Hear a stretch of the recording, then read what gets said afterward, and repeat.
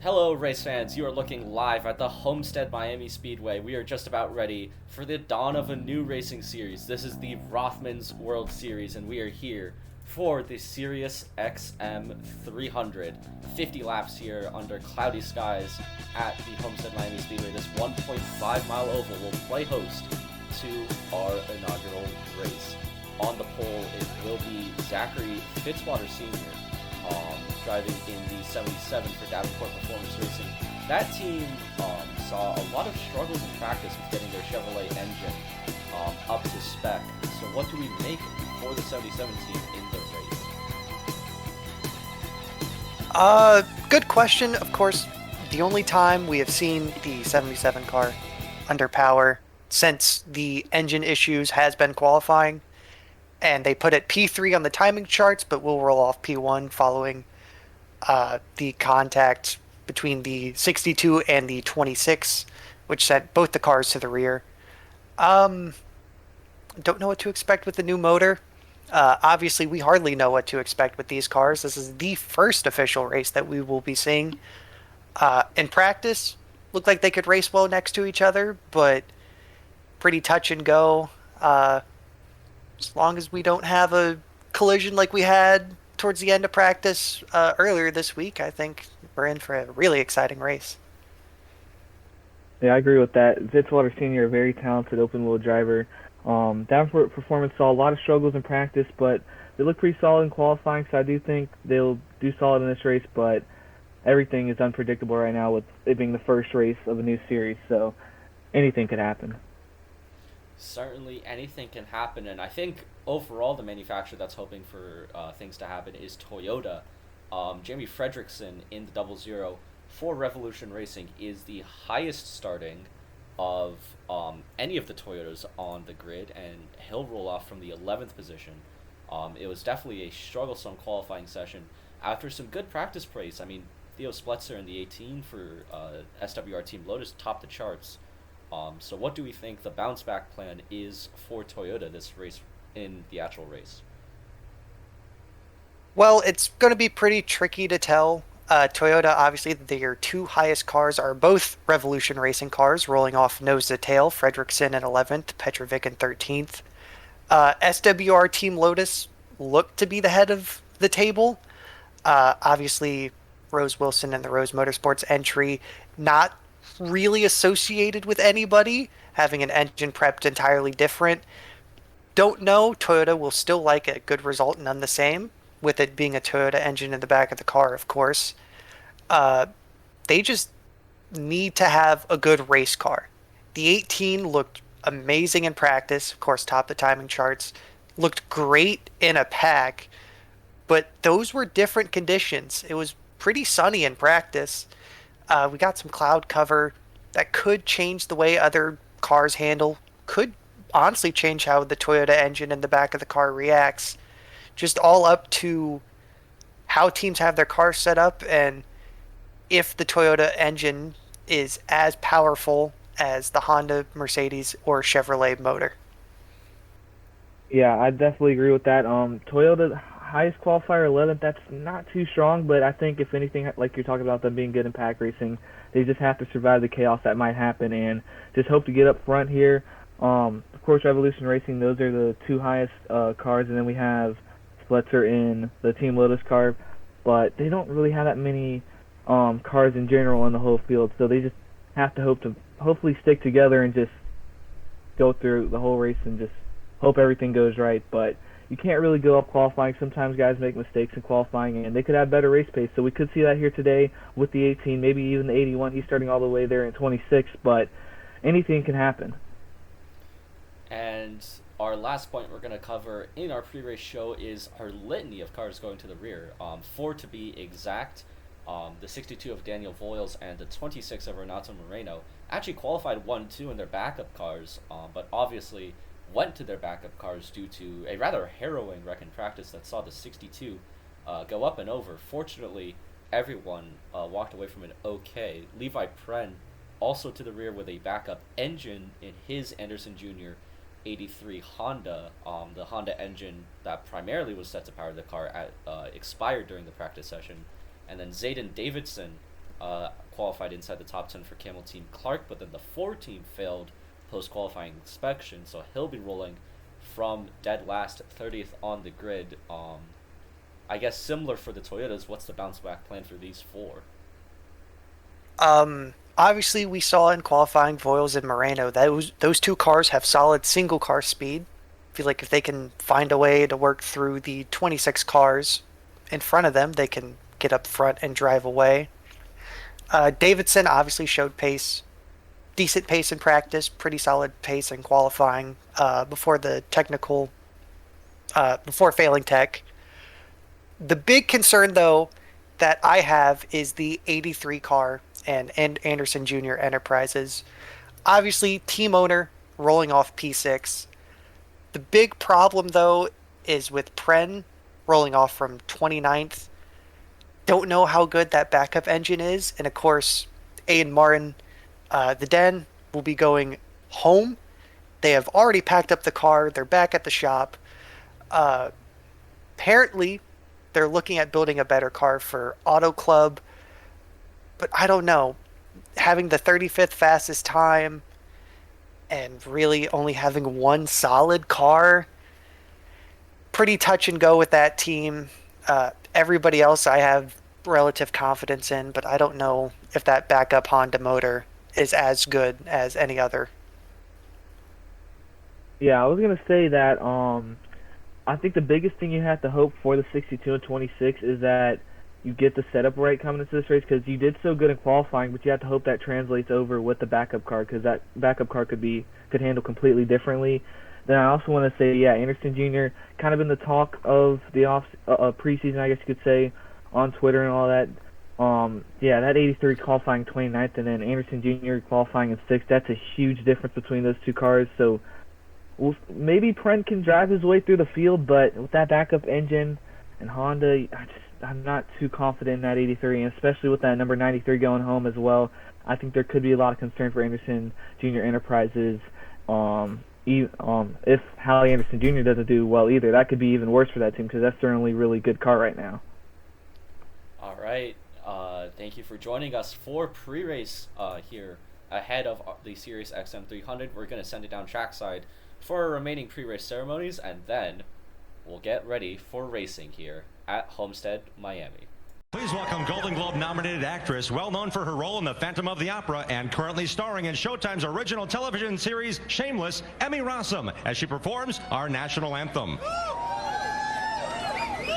Oh, say, can you see by the dawn's early light what so proudly we hailed at the twilight's last gleaming, whose broad stripes and bright stars through the perilous fight o'er the ramparts we watched were so gallantly streaming, and the rocket's red glare, the bombs bursting in air, gave proof through the night that our flag was still there.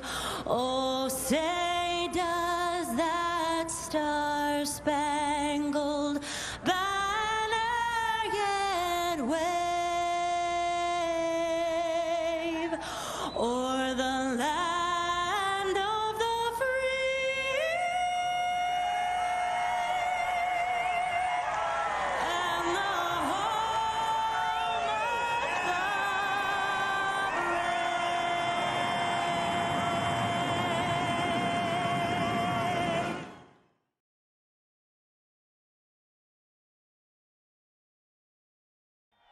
The time is now for the most famous words in motorsports. Please welcome back for the command, 3 doors down. Drivers, start your engines!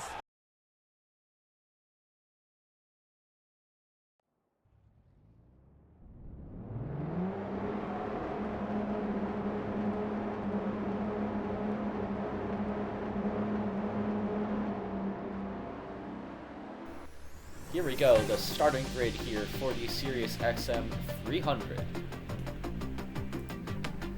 Starting off in row 15, we have Levi Pren and Zayden Davidson. Then in row 14, we will see the number 62 of Daniel Voiles and the 26 of Renato Moreno. Row 13 will feature Cameron Brennan in the 81 and James Ellison in the 3. Row 12 will be Xander Valen, the hometown kid, and the number 98 of Peter Onjak. Row 11 will be Luna Bennington and Jeffrey Fengai. Entering the top 20 now, Rose Wilson will be rolling off 20th with Denis Kudryashov in 19th. 18th will be Devin Pice in the number 8 with Teo Splitzer, the fastest car in practice, in 17th. 16th will be Ricky LaFleur for the Repsol Honda RLL program, and Zachary DeLello will be the first car in the top half of the field in 15th. 14th is Charlie Davenport with 13th Goran Petrovic for Revolution Racing. 12th is Rowdy Green, and 11th, the highest Toyota in the field, is Jamie Fredrickson, also for Revolution Racing. And now getting into your top 10, some of the faster cars. Alexander Rowe, team owner for Fallout Racing, will take his cell phone 48 from the 10th position, and Patrick Raven, joint owner of the Spears Raven Racing program, will take his number 6 from 9th. Down to row 4, Scoria Torin put in a great lap for Neva Key Racing. They will roll off from the 8th position alongside Dustin Strube for Crossroads Racing in the number 10. Row 3 is going to see Hallie Anderson Jr., the lone Anderson Jr. His car up here, hoping for a good result, and Juan Diaz, another Fallout car, inside the top 10. Moving on to the second row of the grid, David Richardson put in a storming lap for Volunteer Motorsports, by far the highest of that 3-car program. And row starting third will be Brandon Smith for Repsol Honda RLR. And then our front row for the SiriusXM 300, Luke Evans on outside pole for Davis Sharp Racing, a great qualifying run from the Britain. And as stated, Zachary Fitzwater Sr., third on the timetable, but will be starting from the pole here at Homestead-Miami. So the cars are rolling here at Homestead-Miami. 30 cars here for the inauguration of a brand new series. The Rothmans World Series is ready to start. Zachary Fitzwater Sr., Luke Evans, Brandon Smith, David Richardson, Juan Diaz will be the top 5 heading to the green flag as we make our way through turn 4. All of the testing, all of the qualifying has led up to this moment as the pace car makes the turn onto pit road. Here we go. Flagman with the green flag in his hand. And we are racing in the Rothmans World Series, and a bit of a checkup here at the start, but it's Zachary Fitzwater Sr. who's going to lead away from Luke Evans into turn 1. Fitzwater using that inside line, trying to get ahead of this number 40, and it looks like he will clear him going onto the backstretch. Fitzwater fires the field down the back straightaway into turn number 1. We have a battle for second. Evans trying to hold the outside, not going to work. The 27 will move into P2 at the end of lap number 1. And it's Brandon Smith who will slot in very nicely behind the 77 of Zachary Fitzwater Sr. Evans losing spots off the start as here comes Juan Diaz and here comes Brandon Smith. The 27 of Repsol Honda RLR challenging for this race lead. And I think Smith is going to try to clear into 3. They're trying to get that move done, and here comes Juan Diaz as well, looking to the inside of that number 77, and it already looks like that high line is a little bit weak here at Miami, as now he's trying to slot in, but he can't quite do it yet. That 77 still sticking it on the outside, so Fitzwater fighting back from this number 51. David Richardson running in 4th, now looking to the inside of Fitzwater. The top 2 is clear. Fitzy can't quite slot in line. There is a gap as they're battling for 5th back there. Fitzy's not able to. Juan Diaz looks to the inside for the race lead. And these cars already doing a bit of shuffle racing here as Diaz now clear to the front. David Richardson going to try to follow down the inside of the 27. Dustin Strue's up here as well. Alexander Rowe, he's going to take him 3 wide through turn 2. First three wide moment of the race. Rowe looks to clear into third, battling for the lead now with the 84 of Richardson, trying to get clear of Diaz off of turn 4, and he will. 46 laps to go. To now moving into the lead, but look at Rowe now trying to get that pass off on that number 51. Can he get the move done? It looks like he will, and he's going to try to clear him here. As there goes, I believe that is that might be, no, that's not Anderson Jr., but they are now looking to the inside, and it looks like they'll also get the move off on Diaz. That is Dustin Strew in the 10, as here comes Alexander Rowe for the lead, as turn 4 has really proven to be the favorite passing spot for this race lead. Trying to set up a move is Alexander Rowe going for the lead, as Patrick Raven now making the move for third on the inside, as Diaz and Smith try to hang on here at the front. Side by side, 2 rows deep. This is letting Alexander Rowe pull away. Raven will clear entering turn 3 as Diaz looks to get third place back. Here comes the other, I don't remember the first part. I know it's a Raven car, the 17 of Rowdy Green.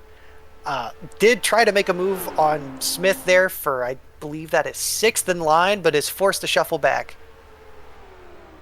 Now back side by side, racing for the lead. There goes the number 6 now, making a move. And like you said, this fourth turn being the most preferred spot to make a move. And now they're going to slot in once again. And looks like that number 10 now trying to look back to the inside here of Rowe. And it might be 3 wide. No, not there for a second. That 26 or 27 looked like they were trying to make a move. Now they're trying to make a move once again for the lead.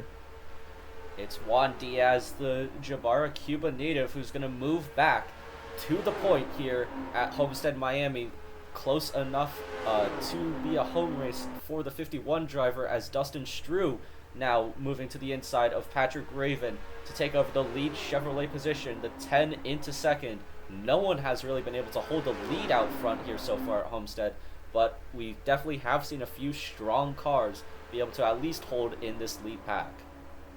Both Spears Raven cars are battling for 4th now as we have a race for the lead. Strew looking to make a move, not quite clear off of 4. Rowe could have a run. This could be 3 wide into 1.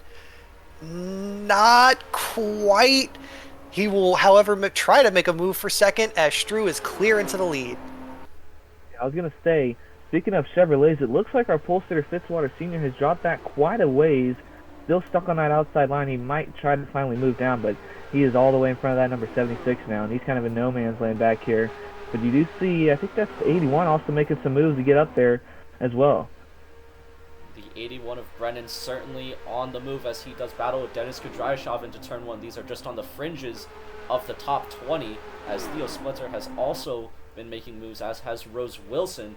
Hallie Anderson Jr. has been dropping back in that number 60. But out front, it is the same names we've been saying: Strew, Rowe, Diaz, but a few new challengers, Rowdy Green and Jamie Fredrickson up here now as well. The lead Toyota in qualifying is the lead Toyota in the race and is now into 4th. Toyota, once again, as proven, or as we were talking about in the pre-race show, does not have the qualifying speed, but has the race speed as Rowdy Green looks to the inside of Rowe for 2nd, and he'll get it. Might have a run on Strew coming off of turn 4. Yeah, the race pace looks very strong for these Toyotas so far, and like I was saying, if you can't get the job done in qualifying, at least try to get it done in the race. And there they go. Now look at the 17 now looking for the lead. Now look at Rowdy Green now. It's a Chevrolet 1-2 right now with Green now leading Strew, but here comes Jamie Fredrickson. Outside pole sitter Luke Evans for Davis Sharp Racing is up now here in the picture. Dropped back off the start. He's worked his 40 back up to the front, but Raven and Brandon Smith are still doing challenges. Here comes Fredrickson, but I think Green was able to block, maybe not. Here comes Fredrickson for the lead. Side by side off of turn 2 on lap 14. Fredrickson wheel to wheel with Green. Luke Evans is back up here after starting on outside pole. Got some jostling in the back. Evans trying to make a move on Green for 2nd, as Jamie Fredrickson will lead and will be the first Toyota to lead in RWS history. Yeah, and it looks like the pace has definitely picked up over the last lap or two as everybody's now trying to make some moves, but you can see a little bit of a gap forming between that number 10 and that number 6, but that number 6 is also battling there, so losing a little bit of time, but they'll likely gain it back. But right now, this 00 looking really strong so far, being the first Toyota to lead a lap, and he's got that number 40 though, Luke Evans, right on his back. Evans finally able to battle back up, but we'll see if he's able to make a move here. He might set it up on the backstretch, or even now. Here comes Evans to the inside of Fredrickson. Brendan Smith lurking in the wings as Evans to the inside of Fredrickson into turn 3, and I think that this should be a pretty routine move for the 40, and Luke Evans hits the front of the field here, lap 17, but Fredrickson's not done with him. Here comes the 00 into turn 1. Fredrickson with a textbook crossover move off of turn 4 will get the lead back. Brandon Smith looks to try to follow through for second, and that should be the 10. It's going to try to follow him through as they are side by side for second. Strew hesitated to look 3 wide, knew it was wise not to go for it this early in the race, and backed out as Green and Diaz are battling for 5th in the background. Those two side by side, 2 rows deep outside of the top 2 now, but Evans now stuck back on that outside line, and there goes that 51 of Diaz now, trying to clear him on the backstretch. It looks like he will get the move off, so now we'll see if that 17 of Rowdy Green tries to make a move, but look at that 84 as well now, challenging that number 17. As the 17 really starting to fade back, as I was about to say that we're looking to be more single file here up front, but Brandon Smith is now challenging for the lead on Jamie Fredrickson, but doesn't look like he's got the run, at least right now. The 00 couldn't clear, so Green did get, or rather, Brandon Smith did get his nose in. And here comes the 27 for the lead. Dustin Strew now also looking, will not try to make it 3 wide, not nearly enough of a run, but Brandon Smith put him back out front here at Homestead. Strew is doing textbook racing as the 3rd car in line right now. You're swerving, trying to fill the mirrors of both cars up front so they start thinking about you. One of them lifts, you go to the opposite side and get the momentum. It's not going to work here, though. He will pull up alongside Fredrickson and looks to take 2nd place before we even get into turn 3. Diaz and Anderson Jr. are going to fill the gap with a 00 as Fredrickson is slowly starting to fade.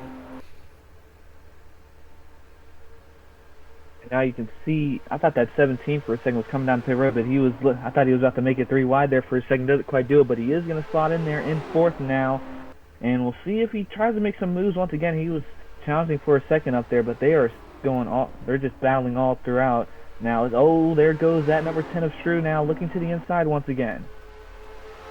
And off of turn 4, Dustin Schuh's going to go to the lead as they nearly went 3 wide for the lead. The number 10 now out front, and Juan Diaz now trying to follow through, as is Patrick Raven. How about Rose Wilson? Haven't mentioned her name on the broadcast so far, as they're 3 wide behind between Fredrickson Anderson and James Ellison, another name we haven't talked about. So we've got a few new challengers getting up here into this top group, the 86 and the 3. Ellison and Wilson coming from the mid-pack. Wilson breaks into the top 5 for the first time today. Ellison is just about there in 7th. We have finally, take a breath, relax. We're single file almost all the way back to around 15th. And time to take a breath is done. Wilson looking to the inside of Smith for 4th. Yeah, Wilson has driven their way all the way up from 20th so far, so they have definitely made some moves in this race. But there goes that 51 now, looking for the lead from Strew now. And can he get it? He's going to have likely the preferred line going into turn 1, but that number 10 of Strew might look to the outside once again, but it doesn't quite look like it's going to be the case, and Wilson might give a challenge here for 2nd, coming up on the halfway point in this race. A huge run from the 86 of Wilson out of turn 2. Ellison going to follow, as is Fredrickson trying. Strew's going to try to close the door on his teammate. Ellison can't make it stick. Look at the 86 on the inside, trying to make a move on Diaz as we come to the stripe. Scoring gives the lead to the 86 of Rose Wilson. Rose Wilson takes the race lead and blows up! Oh, no! The Tom's prepared motor in the back of that car explodes the moment she touches the race lead. Oh, you have to feel for that team. No major sponsor, hardly any funding to get the season going, and now the motor blows up from the race lead. That is unfortunate for that number 86 team. Going too fast for their own good, I guess, but that you hate to see it. Just as they get into the lead, driving all the way up from 20th in this race, and it just blows up like that. Luckily, nobody else involved, but you hate to see it. And now, that number 00 now looking for the lead from this number 51 of Diaz. And it's Jamie Fredrickson now back to the point. Toyota back to the point after Wilson's rather dramatic engine failure. The 00 now leads, but Juan Diaz not done with him. Here comes the 51 back to the point. There are only 4 other Toyota motors in the field after that. You have to think both teams are worrying right now. Diaz looks to the inside. Fredrickson had the lead for a second. Here comes Ellison. Have only mentioned him once or twice all race, and now he's taken second place away from Fredrickson. Yeah, a lot of guys driving their way up through this field. I'm kind of shocked. I thought it would be like a pretty, some guys just staying in line, but they've done really good. As it is a gearbox failure on the 86 that will spell the end of the day for Rose Wilson, the driver owner from Indianapolis. And you really are going to have to feel for that 86 team. The Tom's Prepared motor lets go as soon as she hits the front. But now the battle for the lead is going to be between Diaz and James Ellison. The number 3 for Crossroads Racing is going to hit the front for the first time today. Ellison will take the lead. Fredrickson looks to try to follow through second. Very tricky combination of names to say back-to-back, but it doesn't matter. Those cars are quick. Here comes Anderson Jr. now for third. Have a nice solid battle. As you mentioned, gearbox let go on the 86. It is a very tricky track. Traditionally, when you're in the draft, you try to downshift to 5th to save a little bit of fuel, get a little bit of that overspeed at the top end. Sounds like Rose just downshifted a bit too early and blew the car up. Unfortunate for her, Fredrickson looks to the inside of Ellison, just barely there. It will be 20 laps to go when we hit the stripe. Not quite go time. We're coming up to pit stops. But now you have to start thinking about where do I want to be, what's going to be the pit strategy, and how do I put myself in a position to win this race. Yeah, I agree with that. You always see the undercut, the overcut, or we just stay in line. So it's gonna be interesting to see who goes really early and who goes really late. But yeah, that Hal Anderson Jr. was nearly touching wheels with that 51 for a second. They were pushing it very close, but now that 17 looking to the inside of Diaz. But as pit stops loom over the field, we'll see what strategies these guys run on, and strategy can impact this race a lot as they're 3 wide now, 2 rows deep, and they're Oh, and here we go, pit stops. Ooh. Fredrickson's going to lead the first group down, and that's going to give the lead to someone we haven't mentioned, Peter Onjak, as he's going to lead the group that stays out. We're going to watch the pit stops here. Jamie Fredrickson, there's actually a car all the way down at the end of pit road, Zachary Fitzwater Sr., so he came down before anyone else.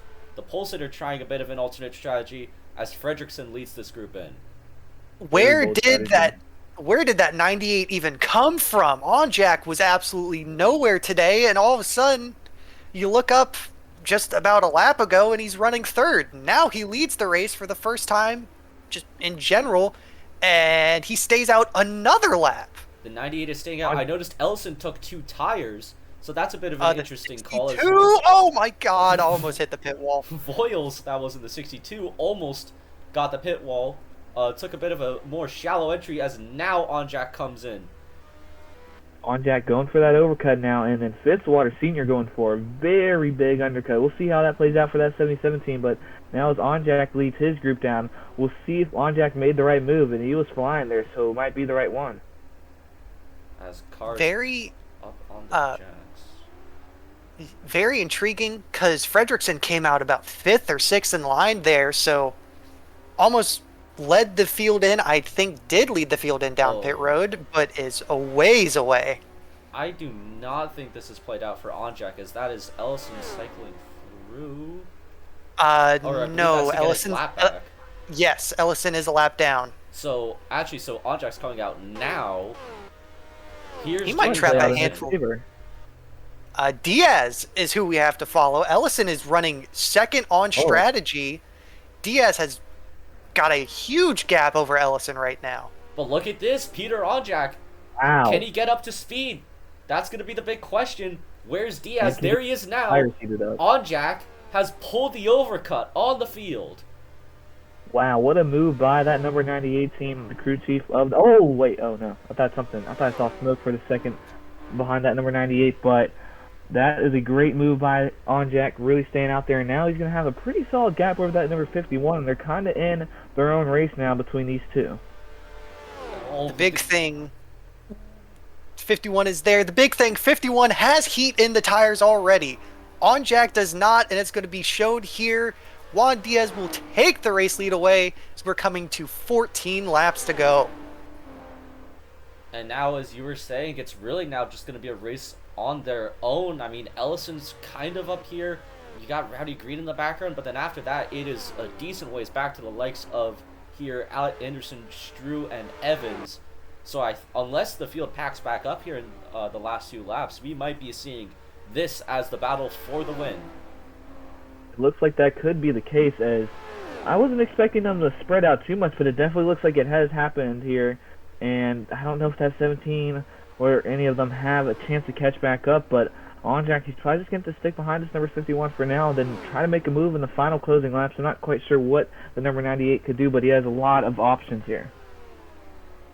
This is a very intriguing situation. These two, really three, if Ellison can stay in the draft, but they're starting to drop the 3 car, they're in a tricky spot. Same goes to Rowdy Green in the 17. They're not in a huge pack. 5th on back is starting to get organized back there. If they can remain single file, and they're not really single file, 4th and 5th car in line. Oh, more problems. Someone's Daniel blown up. Voiles. Oh, there goes the 82. It's the 62 of Daniel Voiles. And that engine has let go on the Mercedes. A second engine failure here at Homestead, as Green And now his getting backup caught by the car. pack. 62 of Voiles loses the engine and his backup car, so you hate to see it for that Mercedes team and that Netflix machine, and that is just going to be tough to look back on Monday with this team, and yeah. I don't know if Onjak has the car to pass the 51 here. Since he gave up the lead, he hasn't been able to formulate any sort of run whatsoever. I mean, obviously the 98 came from nowhere on old tires, but I don't think this run's going to be long enough for tire wear to even help him. Obviously, we're losing Ellison from the pack. 4th down to about 10th, 11th is all packed up.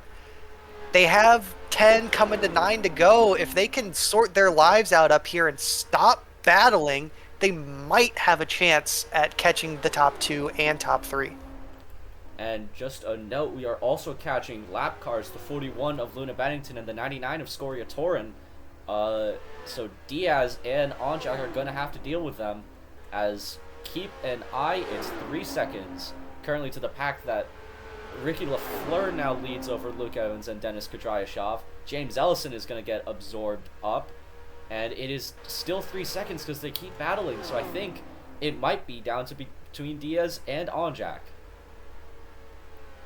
Yeah, that 3 of Ellison in no man's land there, just driving on his own. He's not going to be able to catch up with that number 98 or 51 of Diaz. But coming up to this lap traffic here, who are battling in front of them, this could play out in that pack's favor if they can figure it out. But as we've seen so far, it's kind of hard for them to do that. But as these two battle, they might look to the 51 might look to the inside here, and if he does, this is good for them. And yeah, they're going to single file out there, so they're going to try to get a pass off on Torin and this 41.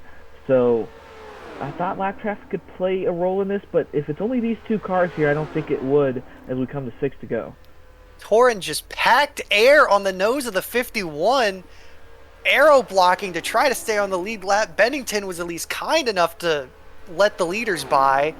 Now we're finally getting by the 99. This is not what 3rd on back needs to see, and this is not what Onjak needs to see, as he is losing time to the 51. Yeah, I think it was Bennington that really kind of held up the 98 of Onjak, and now he's stuck behind the 99 of Torin. So now Diaz has a further car of insurance in between him and Peter Onjak, as the gap to the field behind is still 3.5 seconds. It's going to need to take a big swing here if this pack is going to catch the leaders out front, as LaFleur and Evans keep battling at the front of this pack. They're battling right here. Oh, sorry. Oh, this is absolutely painful to look at. You know, I get it. I get racing for position. We're down to 4 laps to go. But you guys have the car count advantage, and you would have had the speed advantage. They're just throwing away any chance at getting the lead as Onjak finally gets by the 99. But I don't think the Auto car has enough underneath it. Yeah, they're just hurting nobody but themselves. They're battling there, and now look at this. Now looking for a second try to pass Onjak, it's not going to happen, but them battling there, they're not doing themselves any favors there, and it's going to just be a battle between these two coming to the end here. As next time around, it will be 2 to go in this race. 2 to go, and does Peter Onjak have anything left in the tank for Juan Diaz? We're coming up on another lap car, the 42 of Xander Valen, one of our 2 Florida residents in this field. 2 laps left for Juan Diaz to claim victory for Fallout Racing. This is a very touch-and-go spot for Onjak. He needs to try to find an extra gear, find something, anything to get that car going. We're coming off of turn 4, only a mile and a half left in the race. Onjak makes a look Diaz to the inside. Diaz a bit wide off of 4. That might have helped them there. So 1 more to go in this race now as they come up on this 42. Xander Valen, does this 98 maybe use them as a pick here to get past this number 51 of Diaz, but it doesn't quite look like it's going to be the case as Onjak's losing a ton of time on the back stretch.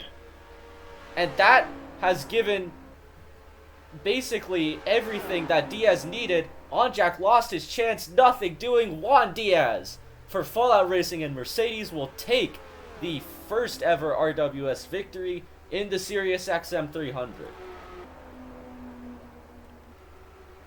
Yeah, the battling for third on back, they even lost a full second in those last 5 laps, trying too hard to fight for those bottom spots. I mean, I guess LaFleur wins the battle, but he does not win the war. Juan Diaz will win the first race in RWS history. Yeah, what a win for that number 51 of Juan Diaz. Looked very strong from the jump, starting in 5th place, and he did not look back, only going forward from there. Had a great race. Onjak just did not quite have the car to beat this 51, even if they had open air. And, yeah, third on back, they did not do themselves any favors in this race. And I think a couple of them are going to go back to the drawing board and look at themselves and be like, what was I doing in that race when I could have gotten up there and battled with this 51?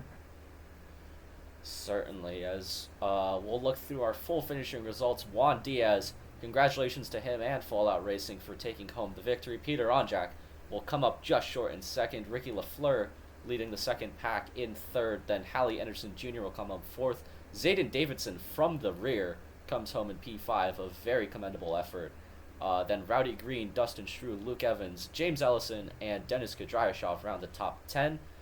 Brandon Smith will come home 11th, followed by Zachary DeLello, Goran Petrovic, Alexander Rowe, Jamie Fredrickson, Cameron Brennan, Theo Spletzer, David Richardson. Zachary Fitzwater Sr. drops to 19th from the pole, and Charlie Davenport will round the top 20. And then rounding the rest of our results, Levi Pren, Renato Moreno, Patrick Raven, Devin Pice, and Jeffrey Finguy round the cars on the lead lap. Finguy finishing 25th. Scoria Torin, Luna Bennington, and Xander Valen will all finish 1 lap down. And then an ignition failure on the 62 of Daniel Voiles and the gearbox failure on the 86 of Rose Wilson.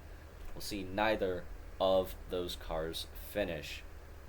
So that has been all from our first race of the Rothmans World Series. And do we have any closing thoughts here for this race?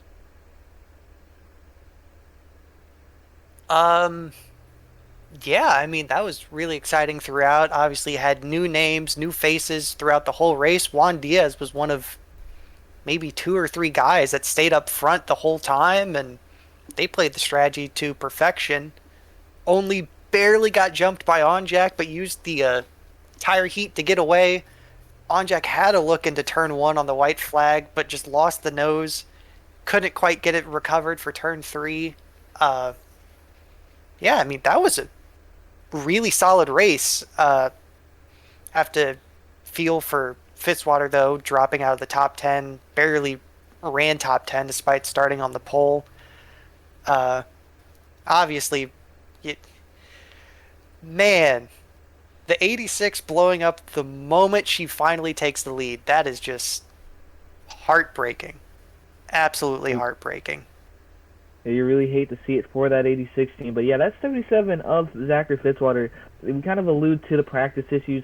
I think he just had a really good qualifying lap, and just the race pace didn't quite line up with it. But I mean, a great day overall for all these drivers, especially Fallout Racing. We saw Alexander Rowe and Juan Diaz really fight for the lead well, Juan Diaz, of course, won the race, but Alexander Rowe was up there quite a bit. That 62 Royals didn't quite get the race he won, especially with that engine going, but they really looked solid as a whole as a team. So I'm kind of looking forward to see what they can do in the next couple of races.